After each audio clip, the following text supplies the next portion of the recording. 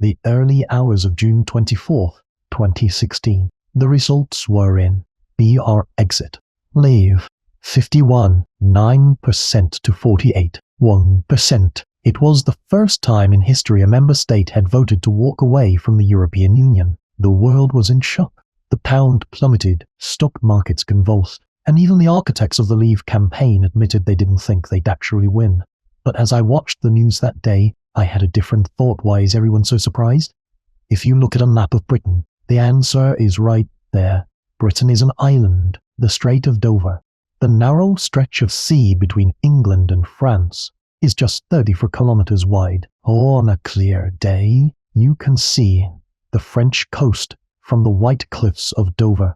Yet, for thousands of years, those 34 kilometers have made Britain a world apart from the European continent. Since the Norman conquest in 1066, the British mainland hasn't been successfully invaded by a foreign power. That's nearly 1,000 years of security. Compare that to the continent. Europe has seen hundreds of wars. Borders have shifted countless times. Nations have appeared and vanished overnight. Britain, meanwhile, remained physically detached from that chaos. That separation forged a unique identity. We are in Europe, but we are not of Europe. We are an island. BR exit wasn't some sudden whim born in 2016. It was a sentiment etched into the British psyche over millennia by the English Channel.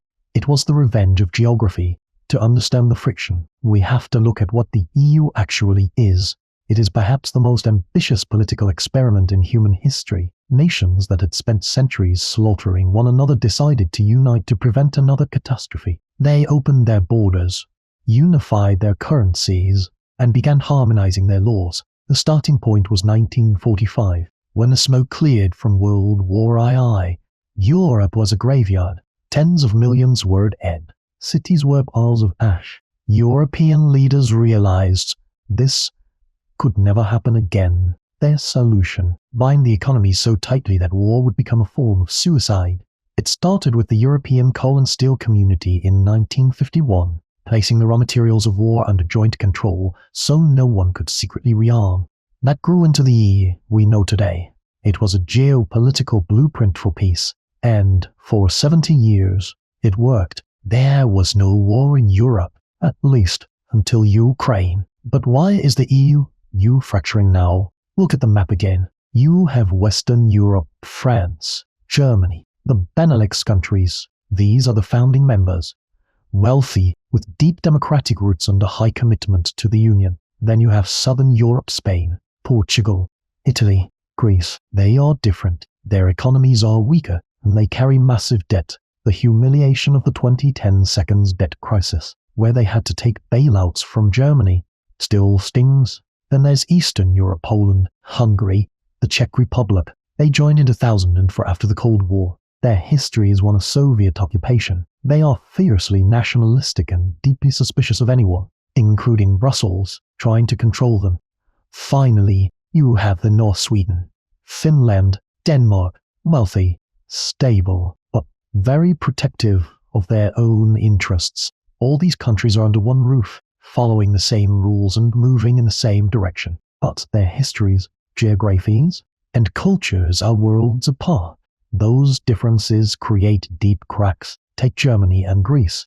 During the 2010 second debt crisis, Greece was on the verge of bankruptcy. Germany provided the rescue funds, but with brutal strings attached: austerity, cut spending, slash pensions, fire public workers, raise taxes. Greek protesters flooded the streets, some even carrying posters of Chancellor Angela Merkel in a Nazi uniform. Germans were equally outraged, asking why their taxes should bail out a country they viewed as officially reckless. Within the same union, 70-year-old historical wounds were ripped open. This happened because of a geographic economic divide.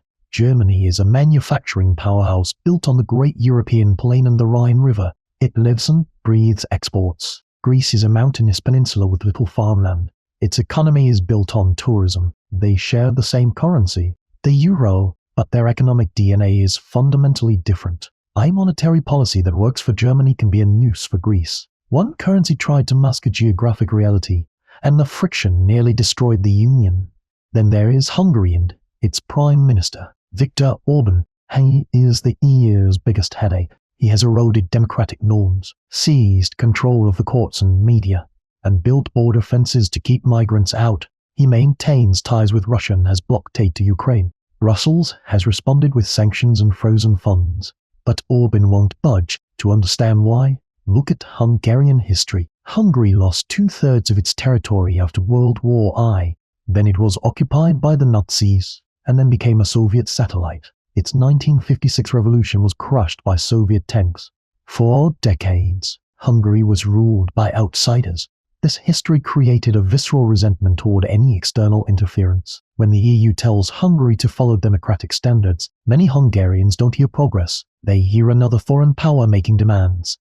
Geography shaped history. History shaped politics. And that politics is now shaking the EU. Look at the migration crisis of 2015. Refugees fleeing the Syrian war poured into Europe. A glance at the map tells you where they landed: Greece and Italy. Because of the Mediterranean, they were on the front lines. Under EU rules, the first country a migrant enters is responsible for their claim. Greece and Italy couldn't cope. Germany stepped up, taking in over 1 million people. And the EU proposed a quota system to share the burden. Hungary, Poland, and the Czech Republic flatly refused. Why? Geography. They aren't on the Mediterranean. They don't see the crisis firsthand, so the sense of urgency isn't there. Furthermore, these nations have very strong ethnic identities forged in the wake of Soviet rule. They are instinctively resistant to large-scale immigration. In the same union, geography and history created completely different moral and political responses to the same crisis. Even the engine of the EU, the partnership between France and Germany, has a geographic divide. Germany is a landlocked heartland power, sharing borders with Poland and the Czech Republic.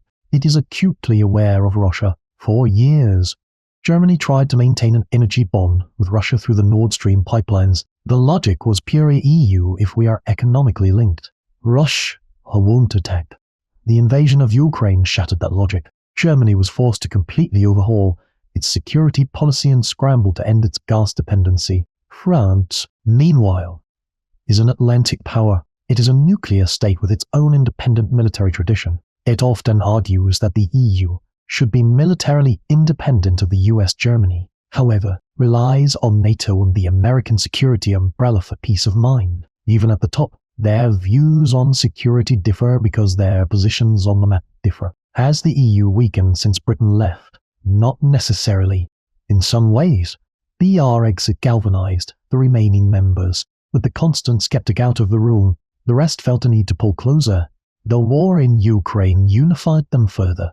Faced with a common threat from Russia, Europe found its voice. They agreed on sanctions, supported Ukraine, and saw Finland and Sweden join NATO. A common threat created common solidarity, but even that solidarity has cracks. Hungary and Slovakia are hesitant about sanctions on aid. Why? Geography again. They share borders with Ukraine. A long war means more refugees and a bigger economic burden.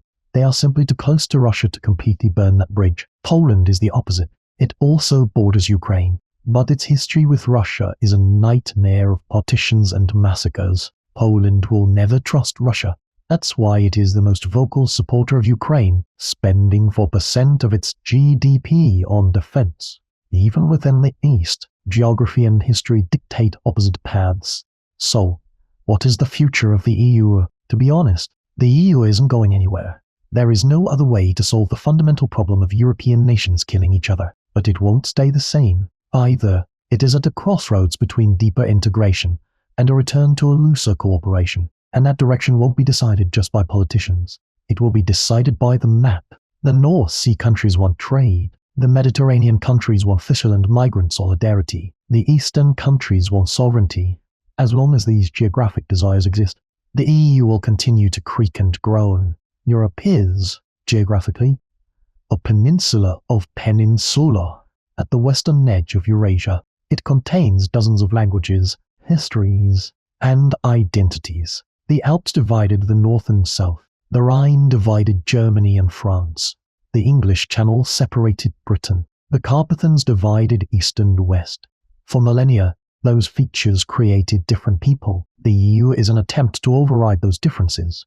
It is a grand, noble experiment, and it is still unfinished. But the greatest obstacle to that experiment is the land itself. The mountains, rivers, and seas that have divided people for thousands of years are still there, quietly resisting. The revenge of geography happens without a shot being fired. It happens in the ballot box, in parliamentary speeches, and behind border fences. Every time Europe tries to become one, the map whispers a reminder you were always different, and that whisper hasn't stopped.